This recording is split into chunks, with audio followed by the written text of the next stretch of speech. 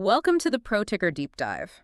If you break your arm, an X-ray gives you a perfect objective answer, right? Right, yeah, that's totally clear. Exactly. The technician slides the film up onto the light board, points to a jagged white line in the bone, and just says, "There's the problem, and here's the cast we use to fix it." Right, it's a completely binary thing. Yeah, it's clean, it's binary, and honestly, as humans, we find that incredibly comforting. We desperately want things to be neatly categorized, with a clear mathematical action plan. Oh, absolutely, we crave that certainty. But the thing is, when you step into the world of long-term wealth building and portfolio construction, that beautiful, precise X-ray machine just shatters. Yeah, it really We're looking at a financial landscape that is murky, constantly shifting, and honestly heavily clouded by human emotion. You're touching on the exact core issue that, derails most people. Because the rules of capital markets, they're infinite. The variables are opaque. And the emotional toll of watching your life savings fluctuate daily. I mean, it makes objectivity almost impossible. Yeah, you just can't be objective. Exactly. We crave the certainty of that X-ray, like you said, but the market only offers probabilities. Which is exactly our mission for this deep dive. Yeah. Because we are going to definitively decode the ultimate set it and forget it passive investing strategy for you. Right. For everyone listening who just wants a clear path. Yes. We want to strip away the exhausting noise of day trading, completely ignore the frenzy of picking individual stocks, and just look at how actual multi-generational wealth is built. We are going to completely tear down the mechanical differences between the major market indexes. We'll explore the psychological warfare of holding these assets through agonizing market crashes. Which is huge. The psychology is everything. Totally. And we'll unpack the fierce debate between investing domestically versus globally. And finally, we will expose the dangerous, complex tax traps that snare even the smartest, most analytical investors out there. Because the overarching goal here, really, is to respect your time. I mean, true wealth generation is not built through manic, screen-staring trading. Oh, definitely not. No, it's built through mechanical, self-cleansing index strategies that leverage the relentless upward drift of human progress. We want to give you a framework that does the heavy lifting in the background. While you go live your life. Exactly. While you go live your actual life. Well, let's start building that framework from the ground up then. Because if you are constructing a financial house, you need a foundational slab, right? Yeah, you definitely need a slab. And in the world of domestic equities, that slab usually takes one of two massive forms. We are talking about the true titans of indexing, the S&P 500 approach versus the total market approach. Right, the heavyweights. Yeah. On the surface, these two look incredibly similar, but I want to lay out the raw materials first. Yeah, let's do it. Those two approaches represent the absolute heavyweights of domestic passive investing. On one side, you have the S&P 500 approach, which captures roughly 505 of the largest, most dominant, heavily vetted companies in the domestic market. Wait, really quick, 505, not 500. Oh, yeah, it's a funny quirk. It's because some of those massive companies have multiple share classes. Like Google has Class A and Class C shares. Oh, right. Okay, that makes sense. Yeah, so it's 500 companies, but 505 stocks. But anyway, on the other side, the total market approach casts a vastly wider net. It encompasses about 3,484 stocks. Wow, that's a huge difference in number. It is. So it holds all those same large-cap giants from the S&P 500, but it also sweeps up the mid-caps, the small-caps, and even the tiny micro-cap companies operating out on the fringes of the economy. Right, but when you just look at the high-level specs of these two funds, they really do look like identical twins. They do? Like, for instance, both feature incredibly low expense ratios. We are talking about fees around 0.03% annually. Which is wild, right? It's crazy. In the financial world, paying $3 a year for every $10,000 you invest is practically free. Exactly. But more importantly, both approaches are market cap weighted, meaning a company's representation in the index is purely dictated by its total market value. And because of that weighting, those top 500 massive companies in the S&P 500 end up making up about 85% of the total market's entire weight anyway. Right, the math there is just unavoidable. Because the giants dominate the scale so much, the performance correlation between the S&P 500 and the total market sits at a staggering 0.99. Wait, 0.99? Yeah, 0.99. I mean, in statistical terms, a 1.0 is a flawless mirror image, right? Yeah. So a 0.99 means they move in almost absolute lockstep. When the S&P 500 drops 2% on a Tuesday, The total market is almost certainly dropping 2% right alongside it. Okay, hold on. If they move in lockstep like that, why are we even talking about That's this? the million-dollar question. Like, are we just splitting hairs for the sake of it? Because when you pop the hood and actually look at the engine metrics, there are distinct differences that seem like they should matter, I think right? they definitely seem like they should matter. Like the S&P 500 boasts a significantly higher return on equity, 29.4%, compared to the total market's 25.6%. It also shows slightly higher earnings growth, sitting at 23.8% versus 22.7%. Yeah, and those metrics matter deeply because they reveal the mechanical filtering happening behind the scenes. Right. But the total market approach has its own distinct statistical advantages, too. It actually has a lower price-to-book ratio, trading at 5.0x versus the S&P 500's 5.5x. Meaning it's a better deal. Well, it implies the total market is theoretically a bit cheaper relative to the actual physical assets sitting on the balance sheets of all those combined companies. Okay, I see. And naturally, because it includes thousands of smaller businesses, its median market capitalization is smaller, $340 billion, compared to the S&P 500's massive $474.5 billion median. I want to understand why those numbers are different, though. Sure. Why does the S&P 500 have a notably higher return on equity? If it's just the 500 biggest companies, wouldn't some of them be massive, lumbering dinosaurs that are basically losing money? You'd think so, but that leads us to the hidden friction of the S&P 500, which is a concept known as inclusion lag. Inclusion lag. Yeah. Okay. See, the S&P 500 is not a purely blind mechanical index based solely on size. It actually has a human element. Wait, really? A human element? Yeah. There is a specific committee that acts as a gatekeeper. They decide which companies gain entry based on very strict qualitative and quantitative rules. I didn't know that. I thought it was just an automatic computer thing. Most people do. But no, one of their most rigid hurdles is profitability. A company usually must demonstrate consecutive quarters of positive earnings to even be considered for inclusion. Oh, wow. So it's not just, hey, your market cap hit 50 billion, welcome to the club. You actually have to prove to these judges that you are consistently profitable. Exactly. And that profitability filter artificially inflates the S&P 500's overall return on equity compared to the total market. Because the total market doesn't care. Right, the total market has no such filter. It blindly drags along hundreds of unprofitable, cash-burning micro-cap companies, which obviously pulls its aggregate ROE down. Yeah, that makes sense. But here's the catchy noise. This strict committee creates a structural delay for the S&P 500. A delay in what way? Well, let's look at the life cycle of a wildly successful disruptive tech startup. Its most explosive exponential growth phase almost always happens when it's a mid-cap company, right? Sure, yeah.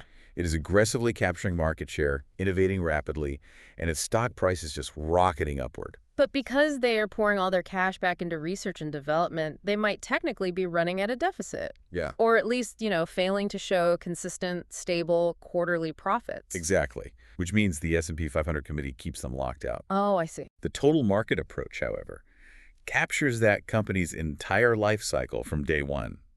By the time that explosive startup finally strings together enough profitable quarters to satisfy the committee, it has already matured into a large-cap giant. Right. The most aggressive exponential growth phase has already been harvested by the total market investors. The S&P 500 investors are essentially buying in at a premium after the company has established itself and its growth curve has begun to flatten. Okay, let's unpack this because I love this. The S&P 500 sounds like a VIP nightclub with a notoriously strict bouncer at the door. That's a great way to look at it. You have to be wearing the designer shoes, have a certain bank account balance, and show a pristine public record just to get past the velvet rope. Yep, the committee is the bouncer. Exactly. But the total market is just the entire city's nightlife.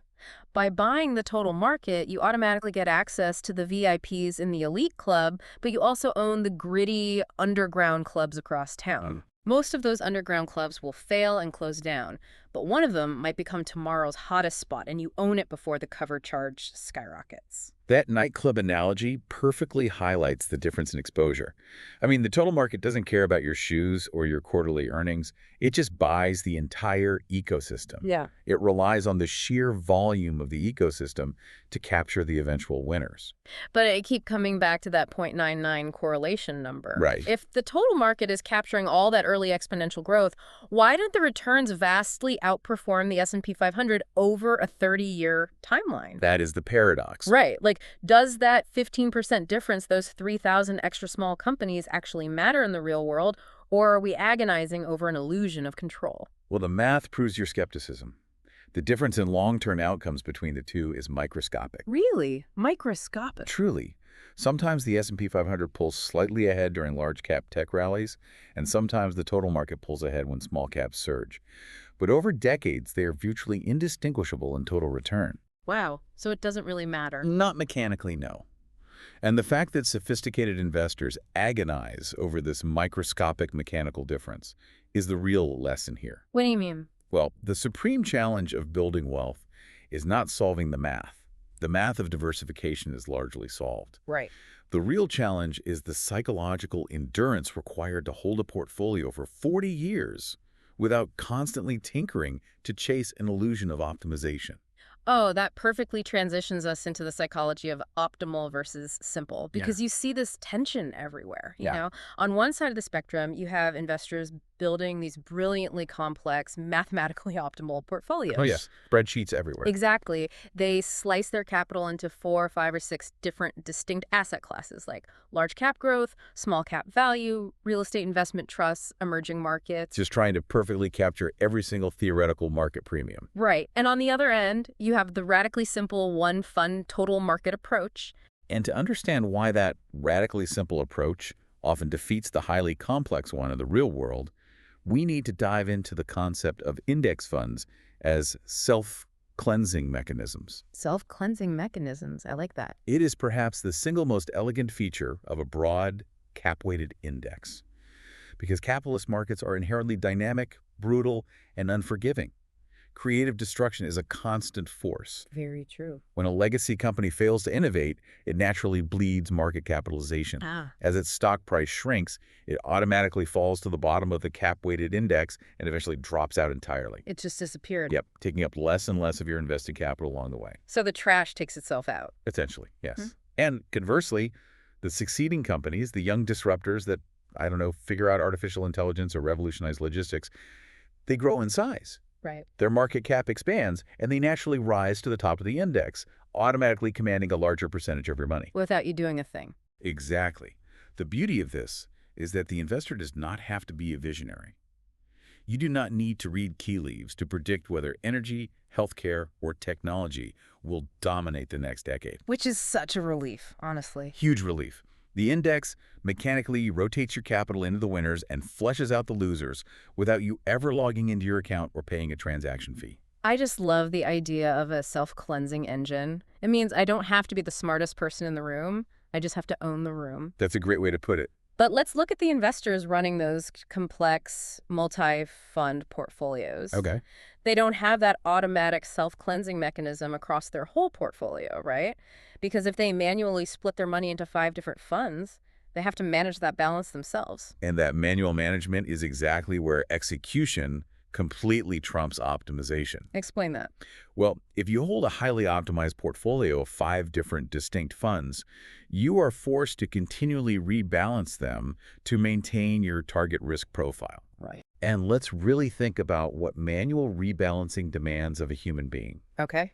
It requires you to log into your brokerage account, look at the specific assets that have been performing brilliantly, the ones that are skyrocketing and making you feel wealthy, and sell them. Right? Then you take that cash and deliberately buy the assets that have been bleeding out and losing you money for the last 12 months. That sounds absolutely torturous. It is. I mean, it goes against every instinct we have as humans. Our natural survival instinct is to abandon the dying thing and ride the winning thing. Exactly. It is deeply counterintuitive. It requires a level of emotional detachment that very, very few people possess. Right. It's so easy to backtest a 5-fund portfolio on a spreadsheet and say, oh, if I rebalanced every January, I would have made an extra 0.5% annualized. Yeah, easy on paper. But spreadsheets don't feel fear. Spreadsheets don't read terrifying macroeconomic headlines, you know. When we look at major market crashes, this psychological endurance is pushed to the absolute breaking point. Well, let's talk about the anatomy of a crash then, because different crashes test this simplicity theory in different ways. For sure. Look at March 2020. That was a violent, terrifying plunge, but it resulted in a rapid V-shaped recovery. Mm-hmm. Very fast. The market plummeted, but the central bank stepped in and it rocketed back up to all-time highs so fast that a lot of everyday investors honestly didn't even have time to panic sell. Right. Like by the time they checked their quarterly statements in July, the damage was already largely erased. Yeah, the sheer speed of the 2020 crash acted as a behavioral safeguard. It just didn't give panic enough time to fester into capitulation. Yeah. But we have to contrast that with the period from 2000 to 2010, an era painfully known as the lost decade for domestic equities. Oh man, the lost decade. Yeah, that was not a quick rip of the Band-Aid. That was a grueling, agonizing, slow-motion grind. Give me a sense of what that actually felt like for an investor holding a domestic index back then. Okay, imagine starting the decade in January 2000. Yeah. The dot-com bubble bursts, dragging your portfolio down severely. Okay, that hurts. Yeah, but you hold on, right? Telling yourself to stay the course. Sure. The market slowly starts to recover over the next few years. Mm-hmm. You finally get back to even around 2007, and you're feeling vindicated for your patience. Right, I'd be feeling pretty good. And then the great financial crisis hits in 2008, wiping out half of your wealth again. Oh, brutal. You reach the end of the decade in 2010, look at your account balance, and realize that after 10 years of diligently saving, investing, and holding, Yeah. your total return is roughly zero. Wow. Month after month, year after year, just a stagnant or declining reality. 10 years of doing the right thing and having absolutely nothing to show for it. Or nothing. I can't even fathom the psychological toll of that. You would question your sanity. You'd question the entire capitalist system. A lot of people did. Which brings up a massive dilemma. Let's hear it. Here's where it gets really interesting. If we know for a mathematical fact that a complex multi-fund portfolio, maybe one heavily tilted towards specific risk premiums, yields slightly higher returns on paper over a century, why accept lower returns for simplicity? Are we just admitting that humans are fundamentally too emotional to handle math? Honestly, yes. We have to accept the reality of our own biology. Really? Just throw in the towel. Well, think about it. Humans are wired for survival in the savannah. We're optimized to react to immediate threats, not to process abstract numerical probabilities over a 40-year horizon. Fair point. If a theoretically superior investment strategy requires you to possess the emotional detachment of a machine during a 10-year economic stagnation, it is fundamentally a bad strategy for a human being. Because we'll just break the rules and sell anyway. Exactly. The simple, single-fund, self-cleansing approach succeeds in the real world because it violently reduces the surface area for human error. It removes the buttons you can push to destroy your own wealth. Okay, so we admit defeat to our own emotions. We use a broad domestic self-cleansing index to lock ourselves out of the cockpit so we don't crash the plane. Right. But this leads to a massive, glaring logical cliff. How so? Because if trusting the self-cleansing nature of a total market works so perfectly for the domestic economy, why do we suddenly stop at our borders? Don't we have to apply that exact same logic to the entire globe? You've just walked right into one of the most contentious, emotionally charged debates in modern investing. I knew it. The danger of home country bias and the case for the global century. Let's dive in. Because if we extend the total market philosophy to its absolute logical conclusion, we inevitably arrive at the total world approach. Right. This strategy abandons borders entirely. It holds over 10,000 stocks globally, maintaining a balance that naturally fluctuates based on global market caps, but currently it sits roughly around 60% domestic U.S. and 40% international. Okay, I can already hear the objections from listeners because I feel it too. I'm sure you do. The domestic market over the last decade has been an absolute unstoppable juggernaut. It just feels invincible. It really does. Every time it dips, it roars back higher. Why on earth would I dilute my incredibly strong domestic portfolio with a 40% anchor of international stocks that just seem to, drag down my overall return? That feeling of invincibility is exactly why looking at deep historical data is so crucial. Okay. Answer that objection, we have to zoom out and look at 20th century historical data across 39 different global stock markets. 39 markets. Yeah. And when researchers analyzed that massive time frame, a startling truth emerged. Yeah. The domestic U.S. market was an extreme historical exception. Really? An exception? Yes. Over the course of the 20th century, the domestic market yielded an uninterrupted real rate of return, meaning the return after inflation was subtracted of 4.73% annually. Wow. Almost 5% real growth every single year, compounded for a century. Yeah. That is staggering wealth creation. But how did the rest of the world fare during that same century? The median real appreciation for the rest of those 39 global markets was a mere 1.5%. Wow. Wait, really? Just 1.5%. 4.73% versus 1.5%. Yeah. I mean, a cynic would look at that data and say, there is your absolute mathematical proof right there. The domestic market is just inherently structurally better than the rest of the world. Why buy the rest of the world when they only generate 1.5%? It definitely looks like proof, but it is actually a textbook terrifying example of survivorship bias. How so? Well, the incredible historical performance of the U.S. market makes modern investors assume that 4.73% is a fundamental law of physics. We look backward at the one market that managed to avoid the absolute devastation of 2 world wars fought on its home soil. Right. It avoided massive political revolutions, and it dodged hyperinflationary collapses. Because we won the geographical and historical lottery, we assume our future dominance is a mathematical guarantee. That is a terrifying blind spot. We're basically looking at the one guy who won Russian roulette 5 times in a row and concluding he must have a superior strategy for not getting shot. That is the perfect analogy. And the data paints a very grim picture of the fragility of empires. Really? Yeah, when researchers looked at the markets that actually went extinct, markets that were completely wiped out by war, political expropriation, or systemic economic collapse, they found a chilling behavioral pattern. What was it? Investors in those doomed markets didn't see the end coming. On average, those extinct markets plunged 27% in a single year just before they broke completely. Let's make that real for a second. Imagine being a wealthy aristocrat investor in the Russian market in 1916. Yep. Your portfolio drops 27%. You've seen corrections before. You probably tell your friends, the fundamentals are strong, it's just a panic, buy the dip. Exactly. And then 1917 happens, the Bolsheviks take over, private property is abolished, and the market doesn't just stay down, it ceases to exist. Your equity goes to absolute zero. It evaporates entirely. Or, look at the Austrian market post-World War I, or the Japanese market's 3-decade stagnation after 1989. Right. Empires falter.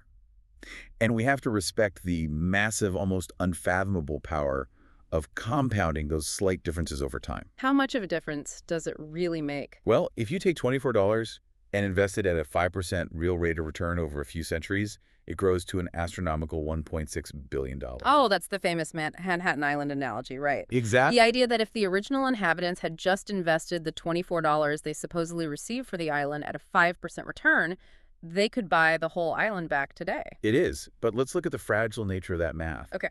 If you take that exact same $24, but due to market friction, lack of global diversification, or sustained geopolitical damage to your single home country, your long-term return drops to just 3%. Just a 2% difference. Right. That $24 only reaches $1.3 million over the exact same time span. Wait, $1.6 billion down to $1.3 million. Yes. The difference between compounding at 5% versus 3% over generations is the difference between commanding a multi-billion-dollar dynasty and barely funding a standard retirement account. I am still trying to wrap my head around the arrogance of home country bias. It's powerful. Because betting solely on the domestic U.S. market is essentially like betting your entire life savings on the reigning Super Bowl champion to win the championship every single year for the next century. Oh, I love that. Right. Yes, they might be the absolute best team in the league right now. They have the best quarterback, the smartest coach, the best training facility. But over a century, coaches retire. The quarterback blows out his knee. The league changes the rules. New dynasties rise in different cities. Assuming the current champion will reign forever is mathematically reckless. The Super Bowl analogy hits on a core financial concept: uncompensated risk. Uncompensated risk. Break that down. Uncompensated risk is the specific, localized, highly concentrated risk of a single company, a single sector, or crucially, a single country failing. Okay.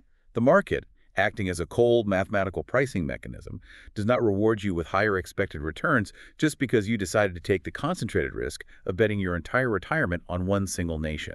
It doesn't care. No.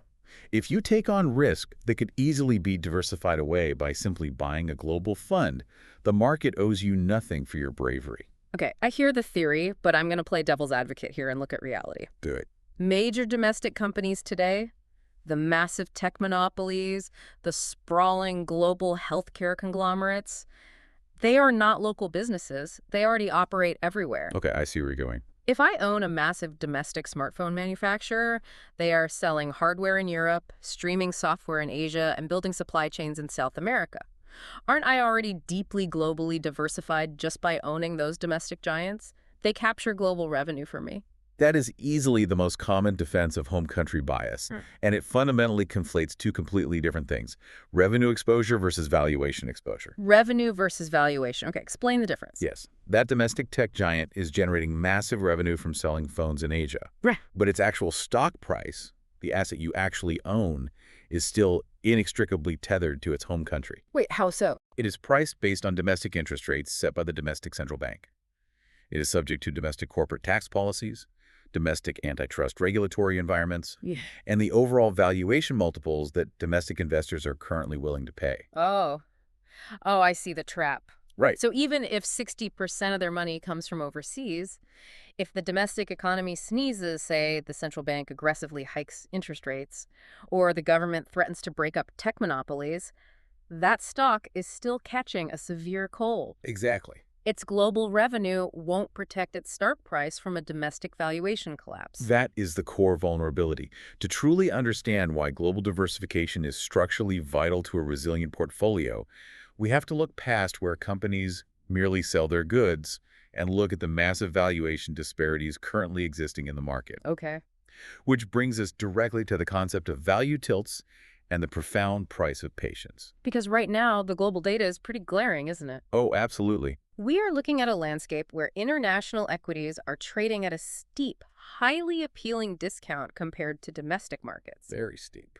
Historically speaking, domestic markets are priced for absolute perfection right now, while international markets are priced for pessimism. We are seeing significantly higher average dividend yields overseas, and a much larger percentage of international companies flashing massive earnings yields over 8%. And those international discounts tie directly into a broader, heavily debated portfolio strategy called factor tilting. And specifically, tilting a portfolio towards small cap value, often abbreviated as SCV. Okay, small cap value. Let's define that. To understand this, we need to define value. Value stocks are not the flashy, high-growth, world-changing tech startups. Right. Value stocks are companies that are priced cheaply relative to their fundamental physical book value.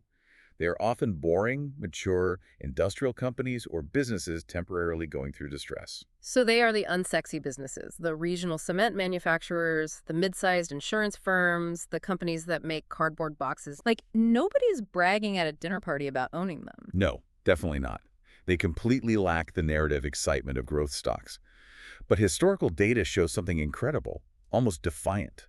What's that? When you run the numbers over long, 15-year rolling periods, value stocks have historically beaten growth stocks roughly 93% of the time. Wait, 93% of the time? Yeah. I mean, in a market built on uncertainty, a 93% win rate over 15 years sounds as close to a sure thing as you ever get in finance. It is a phenomenal statistical premium, but we must deeply understand the cyclical breathing nature of the market. What do you mean by breathing? The market doesn't move in straight lines. It breathes in and out over decades. There are long, multi-year periods where international stocks absolutely crush domestic ones, and long, grueling periods where value vastly outperforms growth. So what does this all mean for the listener?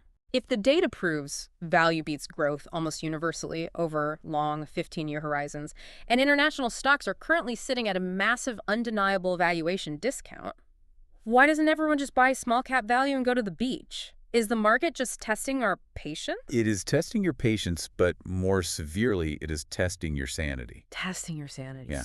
I refer to this behavioral crucible as the pain of tilting. Okay, the pain of tilting. Walk me through it. Let's revisit that 93% win rate. A strategy that wins 93% of the time over 15 years sounds like an easy choice in a textbook. Sure does. But textbooks don't bleed.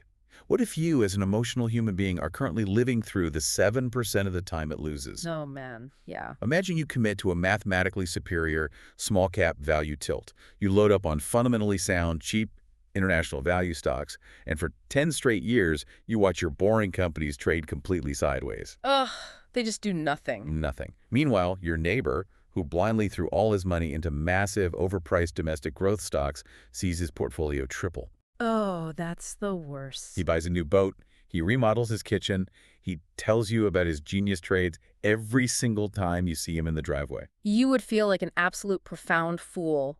Every single day, the financial media is screaming about the new technological paradigm. Every pundit is talking about how growth stocks will never go down again. Exactly. And you're just sitting there clutching your cheap, unsexy international cement stocks, waiting for the historical cycle to eventually turn. The social pressure to capitulate would be overwhelming. It is overwhelming. Living through a decade where your heavily researched, historically proven, tilted portfolio actively and substantially lags the broad, simple market is psychologically devastating for retail investors. I can imagine. The tracking error just eats away at their resolve. Mhm. Eventually, most people capitulate. They sell their international value stocks right at the very bottom of the cycle in total disgust, and they buy into the domestic growth stocks right at the euphoric peak. Buying high and selling low. Exactly. In trying to optimize, they actively destroy their own wealth. Which brings us right back to the central behavior issue. Patience is only half the battle. Because even if you possess the superhuman emotional control to hold these deeply unsexy assets while your neighbor buys a boat, you still have to execute the mechanical purchases. That's right. And the moment you decide to manually capture these international and domestic markets, you are instantly dragged into a fierce, intensely mathematical debate over tax mechanics. We are now entering the highly technical realm of the tactical split. The tactical split. Yeah. This is the debate between holding an all-in-one portfolio versus separating assets to squeeze out marginal tax advantages. Okay. On one hand, you have the absolute blissful simplicity of buying a single total world fund. It boasts an incredibly low 0.06% expense ratio. Super cheap. Yeah, you buy one single ticker symbol, you instantly own a slice of the entire capitalist planet, and you never, ever have to manually rebalance it. It sounds like absolute behavioral paradise. One fund to rule them all. Behaviorally, it is paradise. But tactically, high net worth investors often choose to break that paradise apart. Why? They manually separate it into two distinct funds, a total domestic fund running at 0.03% and a total international fund at 0.05%. And they don't do this for performance reasons. They do it primarily for two highly technical tax maneuvers: Which are? tax loss harvesting and the foreign tax credit. Okay, I am completely lost on tax loss harvesting. It sounds like a shady loophole that only ultra-rich hedge fund managers use on their yachts, but supposedly everyday retail investors have access to it. Walk me through the actual mechanics of how this works. It is a completely legal, powerful tool if executed correctly. Okay. Let's walk through a concrete scenario. Let's say you invest $100,000 into the total domestic market fund in a standard taxable brokerage account. Got it. 100K in the total market. 6 months later, a recession hits, the market takes a dive, and your position drops in value to $90,000. You are down 10 grand. Okay, feeling the pain. Under current tax law, you can sell that position, locking in a $10,000 capital loss. You can then use that specific loss as a tax deduction against your ordinary income, saving you thousands of dollars come April. But wait, that makes no sense for a long-term investor. If I sell my position just to get a tax deduction, I am sitting in cash. I'm completely out of the market. Exactly. What if the central bank announces a rate cut the very next morning and the market violently bounces back 5%? I miss the entire recovery just to save a few bucks on my taxes. You've identified the exact risk, which is why the second half of tax loss harvesting is immediate reinvestment. Oh, I see. You sell the asset to harvest the loss, and you immediately, within seconds, buy a similar asset to stay fully invested for the recovery. Ah. But here is the massive catch. Yeah. The IRS is not stupid. Shocker. They have instituted what is called the wash sale rule. You cannot sell an asset for a loss and immediately buy a substantially identical asset within 30 days. If you do, they wash the trade and completely disallow your tax deduction. Ah, I see. So I can't sell the total market fund, claim my $10,000 loss, and then just buy the exact same total market fund 5 minutes later? The IRS will flag it. Correct. They will absolutely disallow the loss. But remember our earlier deep dive discussion about the S&P 500 and the total domestic market. Yeah. They track fundamentally different underlying indexes. One tracks 505 companies vetted by a committee. The other tracks 3,484 companies blindly, legally and structurally. The IRS does not view them as substantially identical. Wait, but earlier you said... Yet, as we established, their performance correlation is 0.99. Oh, that is an incredible secret cheat code. Isn't it? You sell the total market fund, successfully harvest the $10,000 tax deduction, and instantly use that cash to buy the S&P 500 fund. Exactly. You maintain your exact 0.99 exposure to the market's eventual recovery, but you walk away with a free, massive tax break from the IRS. You've grasped the exact mechanism. But here is the rub. You can only execute that maneuver effectively if you keep your domestic and international funds separated. If you just hold a single, massive, total world fund, it is immensely difficult to find a perfect 0.99 correlation partner to swap into without dramatically altering your overall global exposure and risking a tracking error. Wow. Okay, the math on tax loss harvesting makes complete sense now. But what about the second maneuver? What is the foreign tax credit? Right, so when you hold international stocks, those foreign companies routinely pay out dividends. Okay. But before that dividend cash ever reaches your brokerage account in the U.S., the foreign government, whether it's France, Japan, or Australia, takes a cut as a local tax. That makes sense. The U.S. government recognizes that you have already been taxed on that money abroad. So if you hold these assets in a taxable account, the IRS allows you to claim a foreign tax credit on your domestic tax return to avoid being double taxed on the same dividend. That actually seems surprisingly fair and logical for the tax code. It is logical. However, the IRS has strict qualification thresholds. Of course they do. To qualify to pass that credit through to you, a mutual fund or ETF must have more than 50% of its total assets invested in foreign stocks at the end of the year. Okay, 50%. Now think back to the single all-in-one total world fund. It currently holds a global market cap weighting of about 60% domestic U.S. stocks and only 40% international. Ah, the domestic weight is too heavy. It dilutes the international percentage to 40%, dropping it below the IRS's 50% threshold. Precisely the problem. Yeah. By prioritizing behavioral simplicity and using an all-in-one world fund, you completely forfeit the ability to claim the foreign tax credit. So what's the solution? To capture those lost dollars, you must manually separate your portfolio into a dedicated domestic fund and a dedicated international fund that sits at 100% foreign exposure. Wow. I'm looking at all this mechanical maneuvering, and I have to step back and ask a serious philosophical question. Sure. Are we just picking up pennies in front of a steamroller here? Is the microscopic tax drag of, like, 0.2% on an all-in-one fund really worth the mental fatigue of manually balancing multiple funds for the rest of your life? That is a phenomenal question. Like tracking 30-day wash sale windows, worrying about IRS definitions of substantially identical, and dealing with complex foreign tax forms until the day you die. I have to smile at your frustration because you have just organically diagnosed one of the most dangerous, insidious psychological afflictions in the modern retail investing world. What is it? Industry professionals colloquially call it tax derangement syndrome, or TDS. Tax derangement syndrome. That sounds like a legitimate medical condition. Yeah. What is the clinical definition in the finance world? TDS is a severe behavioral trap where an investor becomes so obsessively neurotically focused on avoiding taxes that they begin making fundamentally poor, destructive investment decisions. Really? Destroying wealth to avoid taxes? Yes. The classic warning phrase we use is, don't let the tax tail wag the investment dog. Give me a real-world, visceral example of the tax tail wagging the dog. How does someone destroy their wealth just to save on taxes? Imagine an investor who has carefully built a portfolio over 20 years.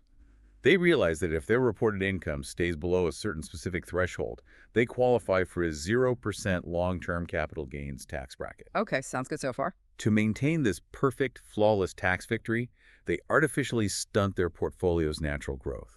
They refuse to sell highly concentrated, risky assets that desperately need rebalancing. Oh, no. Or they avoid taking incredibly profitable opportunities simply because doing so might bump them into a 15% tax bracket. They're willingly prioritizing paying zero taxes over actually generating more overall wealth. That is wild behavior. It is the exact equivalent of refusing a $10,000 promotion at work because you are terrified of paying $2,000 in taxes on the new money. Exactly. You are still taking him $8,000 more in pure cash, but you are blinded by the $2,000 tax bill. It is totally irrational, but it happens constantly. And this obsession heavily influences a deeply complex strategy known as asset location. Asset location, not asset allocation. Right. Be careful not to confuse the two. Asset allocation is what you hold, like 60% stocks, 40% bonds. Right. Asset location is where you physically place those specific assets across your different legal account types, like IRAs, 401ks, and standard taxable accounts, to surgically optimize your lifetime tax burden. Right, so deciding whether to put a specific international value fund in a tax-advantaged retirement account versus a standard taxable brokerage account. Correct. The foundational mathematical strategy behind asset location is to place highly tax-inefficient assets, like high dividend-yielding international stocks, or fixed income bonds that spin off regular, ordinary taxable interest every month into your tax-advantaged accounts where they are shielded. Makes sense. Meanwhile, you place highly appreciative broad market equities, which you could hold for decades without paying any taxes on the internal growth, into your taxable accounts. But how do we actually know this complex shifting of assets works in reality? Is this just a rule of thumb passed around on internet forums, or is there real science behind it? There is immense, rigorous science behind it. This is backed by deep institutional financial modeling. Major financial institutions use extraordinarily complex simulations to prove this out. Specifically, they rely on autoregressive processes of a lag order to forecast the massive distributions of future market returns. Okay, hold on. Autoregressive processes of a lag order. Yeah. I am completely lost, and I know the listener is too. We just jumped into the absolute deep end of the quantitative pool. Break that down for me like I'm a 5-year-old. What does an autoregressive process actually do? Let's strip away the jargon. At its core, an autoregressive process is simply a statistical model that tries to predict a future data point based entirely on past data points. The auto part means it is regressing, or looking back at its own historical data. The lag order simply dictates how far back in the past the model is looking to make that future prediction. Does it look at the last 5 years of returns or the last 50? Okay, so it's basically a superpowered trend line. Sort of. But the market isn't a clean trend line. Exactly. Which is why these models are so complex. When institutional modelers test these intricate asset location strategies, they don't just assume a flat 7% return, they run thousands upon thousands of simulated future market path using these autoregressive formulas. Okay. And crucially, they always introduce an error term into the math. An error term, what does that do? The error term is a randomized variable that accounts for unpredictable, violent market shocks. Because reality is messy. The model has to account for a sudden global pandemic, an unexpected war, an oil embargo, or a massive natural disaster. Precisely. The error term injects chaos into the simulation. And what these massive, randomized, chaotic simulations definitively prove is that optimal asset location isn't about chasing the highest raw performance number on a screen. What is it about? It is about maximizing the after-tax return. Yeah. Because you cannot spend raw performance. You cannot buy groceries with theoretical gains. You can only spend the actual physical dollars that the IRS allows you to keep. The math is undeniable, but what does this actually mean for the everyday listener? Well, Because it feels like this modern obsession with hyper-optimizing every single dollar, running auto-regressive models and spreadsheets, checking 30-day wash sale rules, and agonizing over asset location. It inevitably leads to constant tinkering. it does. You are always under the hood of the car, and tinkering has to be the absolute death knell of compound interest, right? It is the single greatest threat to retail wealth. Tinkering disrupts the continuous, unbroken chain of compound interest. Every single time you tweak a portfolio, adjust an allocation, try to dodge a tax, or attempt to outsmart a macroeconomic cycle, you introduce friction. Yeah. You incur transaction costs, you trigger unintended tax events, and most dangerously, you invite emotional bias back into the equation. It honestly reminds me of billionaire problems. Billionaire problems. Yeah, if a multi-billionaire's portfolio drops by $30 billion in a single day due to a minor market fluctuation, it's just a rounding error on a spreadsheet. It does not change their reality. No, it doesn't. They still eat the exact same breakfast. They still sleep in the exact same bed. Are everyday investors suffering from billionaire problems, stressing themselves into early graves over complex tax optimization, when they should really just be focusing on earning more money, increasing their savings rate, and living their actual lives? That is the ultimate liberating takeaway of this entire deep dive. Yes, the institutional math proves that surgically slicing your portfolio into optimally located, factor-tilted, tax-loss harvested segments is technically, theoretically superior. Right. But the margin of victory is incredibly small, often measured in fractions of a percent. The behavioral cost, however, is incredibly high. For the vast majority of human investors, accepting a slightly suboptimal but incredibly simple strategy is the only realistic way they will actually survive a grueling 40-year investing horizon without self-destructing. So, to synthesize this massive journey for everyone listening, whether you choose to align with the stringent committee of the S&P 500 or blindly buy the total market. Mm-hmm. Whether you stick safely to the historical dominance of your home country or bravely buy the entire global economy. The ultimate key is recognizing that index funds are brilliant, self-cleansing wealth engines. Absolutely. Complexity is the enemy of execution. And applying this vast knowledge to your actual life is remarkably straightforward. Give us the breakdown. A standard, widely adopted industry framework simply matches your current age and your personal risk tolerance. For example, a standard 40-year-old investor trying to balance growth with stability might look at a breakdown of 56% domestic total market, 14% international total world, and 30% bonds to smooth out the terrifying drops. So simple. You pick a ratio that allows you to sleep peacefully at night, you automate your biweekly contributions, and then you step entirely away from the screen. You go live your life. You take your family to the beach, you focus on excelling in your career, you read a book, you let the self-cleansing engine run quietly in the background, compounding your wealth while you aren't looking. But before we officially sign off, I want to leave you with one final, wildly mind-expanding question to mull over as you go about your week. Oh, I love these. Let's hear it. We've talked extensively today about how cap-weighted index funds are perfectly self-cleansing because they mechanically absorb whatever companies rise to power completely, regardless of the sector or the technology. Right. Whether the dominant force is 19th century railroads, 20th century department stores like Sears, or 21st century big tech monopolies, the index doesn't care. It just mechanically adapts and absorbs the new winner. So take that unbreakable logic and extrapolate it a century or two into the future. Okay. What happens to the total market when humanity inevitably expands its economic footprint beyond Earth? Wow. In the distant future, will our current fierce, highly emotional debates over domestic versus international allocation seem as laughably quaint to our great-grandchildren as 19th century investors arguing over which regional horse and buggy company to buy? Probably. If capitalist markets eventually expand to include lunar mining operations, asteroid resource extraction, and Martian infrastructure, will the ultimate passive, self-cleansing index of the future simply be tracking the entire solar system? An interplanetary index fund. Now that is a truly total market. Thanks for joining us on the Pro Ticker Deep Dive. We'll catch you next time.